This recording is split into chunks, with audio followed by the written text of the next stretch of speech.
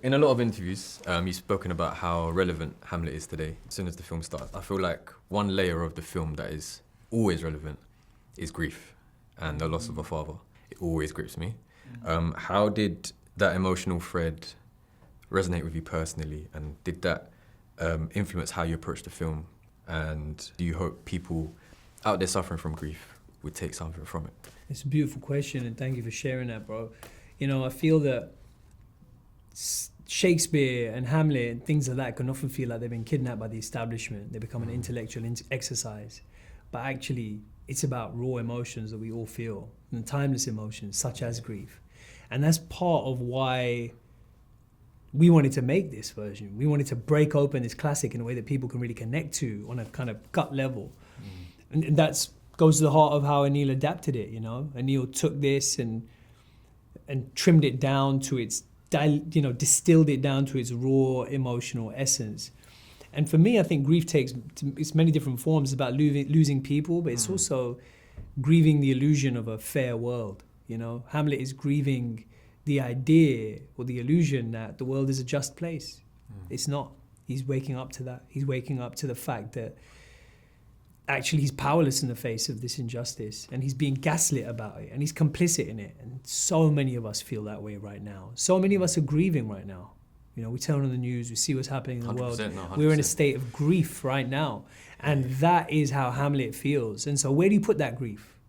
You know, how do you harness it in a way that doesn't become self-destructive or destructive to other people? There's a cautionary tale in Hamlet now for our times. I actually spoke to you a long time ago during Sound of Metal. And then please feel free to jump in on this one as well. But we talked about representation in the industry, Asian representation specifically.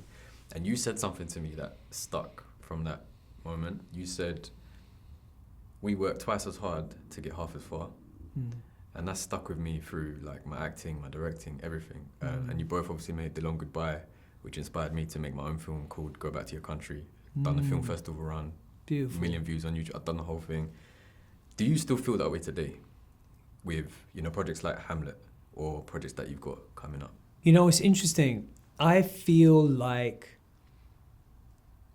representation is something I'm almost not as interested in anymore. I'm not really that interested in being represented within a broken system. I myself have let go of the illusion that just being in the room changes anything. Often being in the room just changes you. So rather than being represented in the structures that already exist, I'm really excited in reimagining them, you know, doing our own thing. And that's what, honestly, this Hamlet feels like to me. It feels like a very bold take that Aneil has created on a classic. 100%, yeah. And saying that this belongs to us, this belongs to everyone. And so that's something that I think about a little bit more. I think less about knocking on the door to being allowed in, and more about building my own house now. Love that. You know. You're leaving me with another quote now. It's going to be stuck with me. Anything to add? No, I think that's really beautifully put, yeah. I think one of the problems with how we treat representation is that it can make minority voices feel like they have to tell a particular kind of story, or that they're meant to investigate particular kinds of themes with their work. And that can actually be really limiting. And I think, yeah, this Hamlet's an example of like doing away with that and reminding ourselves that we can tell any story we want, I suppose. Thank you, gents. I'm getting that gesture to get out, but that was a lot more helpful than you realised. So thank you for that. I saw that film. Yeah, your most recent one. Really? Yeah, it's beautiful. Oh man, yeah, you don't. With Jay Brown, isn't it? Yeah. Because Jay Brown was in this big man thing I did with. No way. That means the world to me, man. Yeah, honestly, yeah. like your film inspired me. You make a lot of stuff. Yeah. So I saw your account. Appreciate Check you, bro. it out. Yeah, it's called Go Back to Your Country. It's on YouTube. Wicked, I will do.